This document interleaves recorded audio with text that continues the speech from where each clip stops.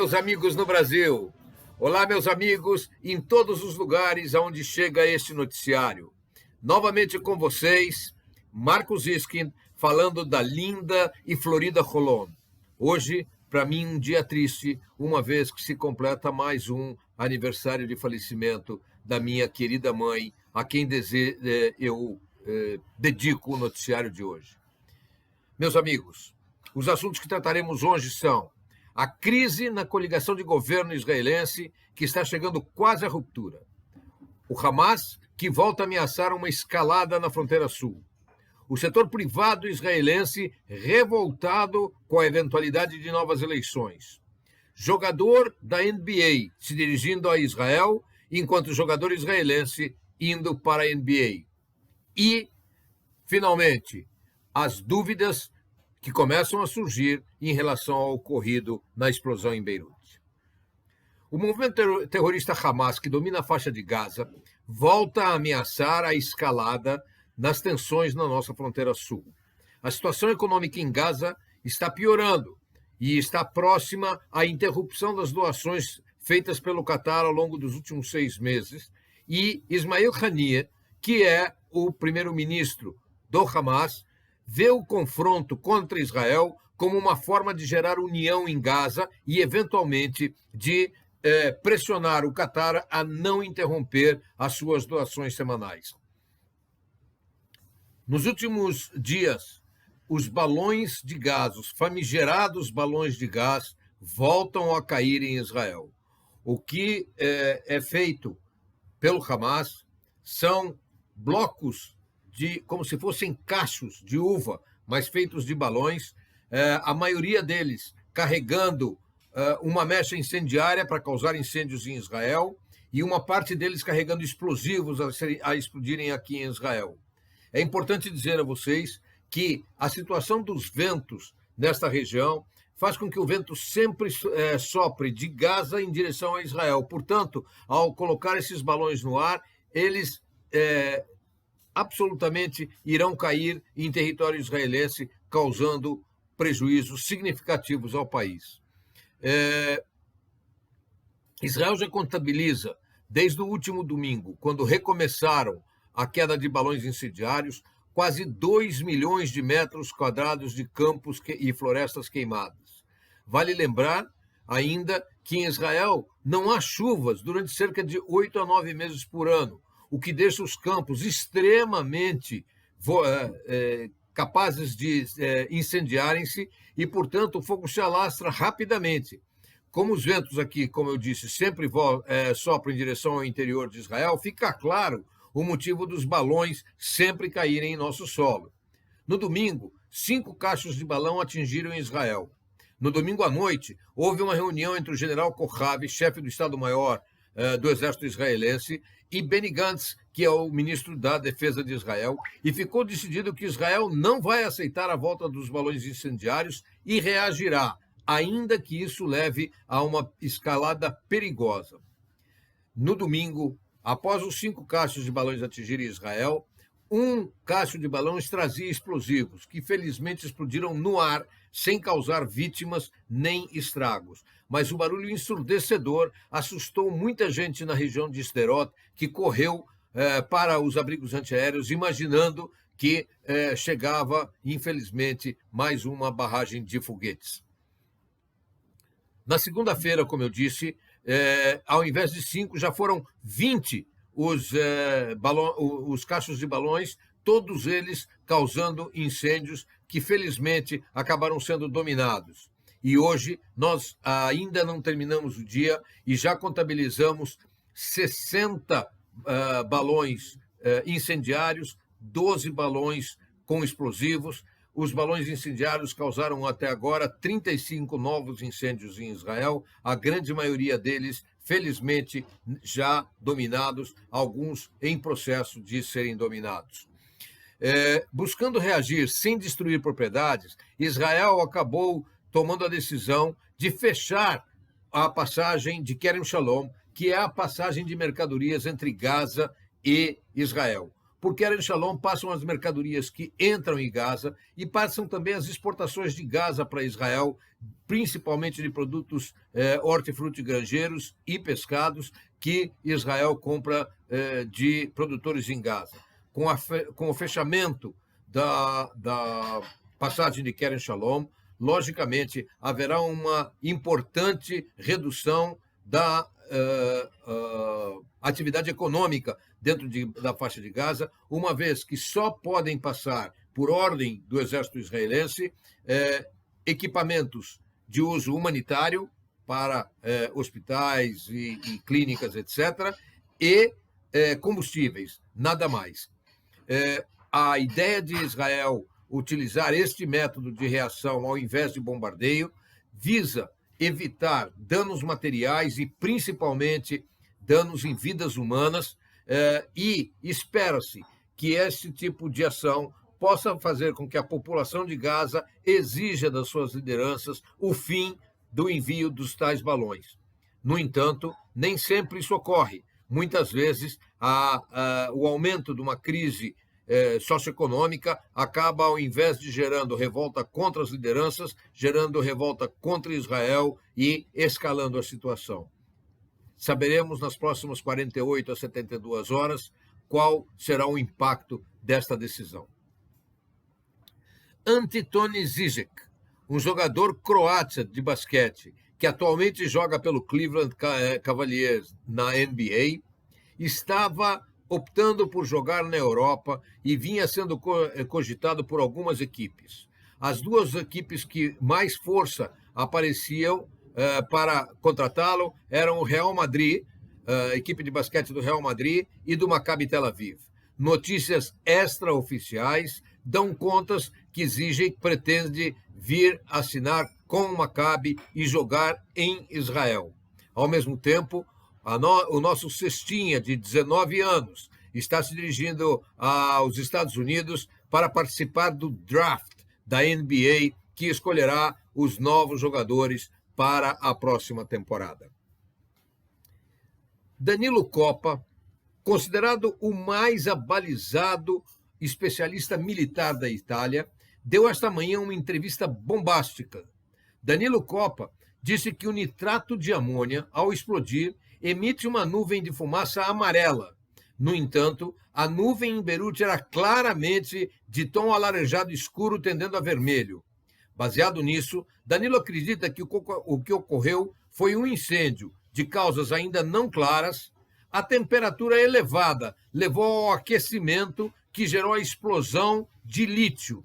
Segundo ele, o lítio é o produto que, ao explodir, gera essa fumaça alaranjada tendendo a vermelho.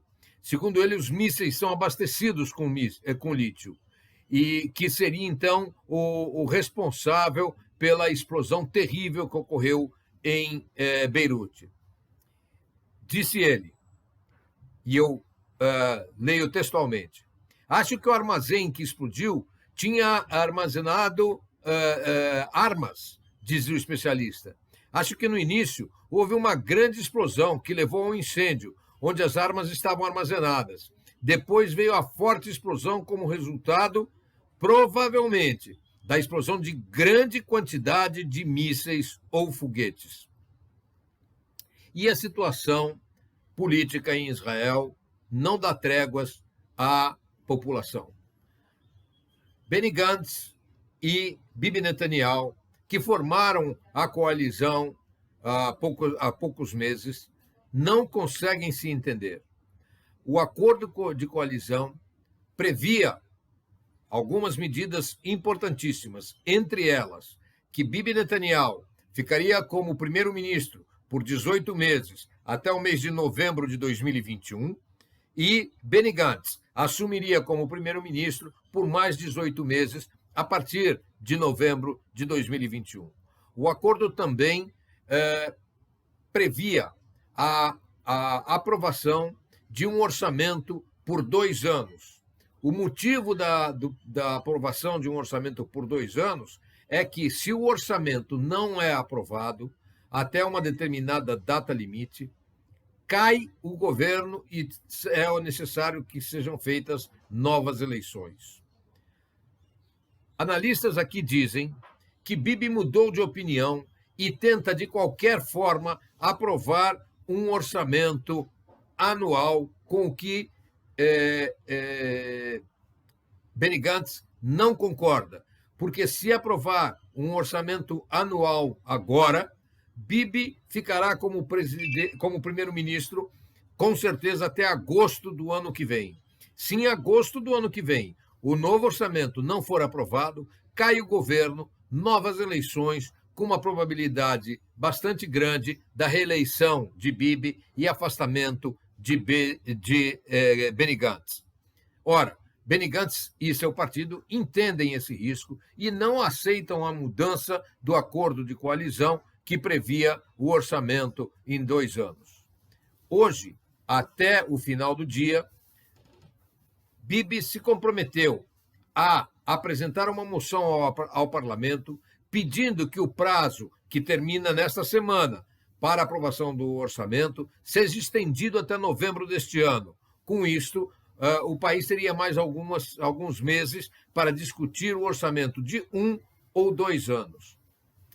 O temor de muita gente é que Benny Gantz concordasse com essa postergação e amanhã Bibi Netanyahu retiraria o pedido desta prorrogação e, com isto, o governo cairia e nós teríamos imediatamente novas eleições. Benny Gantz perdeu muito do seu cacife político ao aceitar a coalizão com Bibi Netanyahu, que foi absolutamente frontal ao desejo dos seus eleitores. Isso significa que, se uma nova eleição ocorrer agora, as chances de Benny Gantz ter uma votação significativa são bastante tênues. Benny Gantz, sabendo da situação, ameaçou Bibi Netanyahu que, caso a prorrogação não seja decidida até a meia-noite de hoje, amanhã ele poderá liberar o seu partido para o voto decisivo proposto pela oposição de que um primeiro-ministro que esteja sendo investigado não possa assumir a sua posição como primeiro-ministro a partir da próxima cadência. Isso faria com que, em caso de queda da coalizão, Bibi não possa vir a ser o primeiro-ministro após as próximas eleições. A oposição sozinha não tem o número suficiente de votos para aprovar esta moção. E se a moção não for aprovada amanhã, ela só poderá ser reapresentada dentro de 6 meses. Benny Gantz diz que, se Bibi não apresentar a moção de prorrogação do prazo do orçamento até a meia-noite de hoje e aprová-la, ele liberará os membros do seu partido para votarem com a oposição. É mais um problema de coalizão, como tantos outros que estamos enfrentando aqui em Israel. E a reação das forças produtivas do país é de extrema revolta. Em Israel, todo eleitor que vai votar nos dias das eleições é remunerado no seu trabalho. A Federação Nacional do Comércio, a Federação Nacional da Indústria, a Federação Nacional da Agricultura e a Organização Nacional dos Contadores emitiu ontem uma nota de que eles não abonarão as faltas dos seus funcionários que forem votar nas eleições, porque é impossível que os políticos levem o país a este caos e transfiram o ônus econômico para os empregadores. Isto, se for levado a efeito, deverá fazer com que um grande número de eleitores não compareça às urnas, uma vez que em Israel é facultativo o voto. Geralmente, nós temos tido entre 55% e 65% da população votando, e são estes que têm dado, nos últimos 11 anos, as consecutivas vitórias a Bibi Netanyahu. Uma ação deste porte pode seguramente influenciar e muito o que venha a ocorrer nas próximas eleições. Amigos, por hora é que eu tinha a dizer a vocês. Espero voltar na semana que vem com melhores notícias, se Deus quiser. E, antes de terminar, quero lhes pedir 2 favores. O primeiro, inscrevam-se, por favor, neste canal.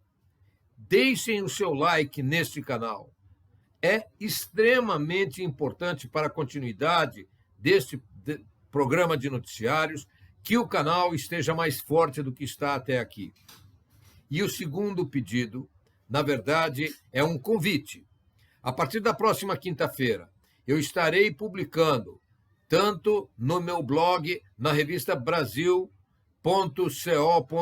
aqui de Israel, como na revista Kadima no Brasil, no meu Facebook e no grupo de postagens de Marcos Ziskin, também no Facebook, uma nova série de artigos que tentará explicar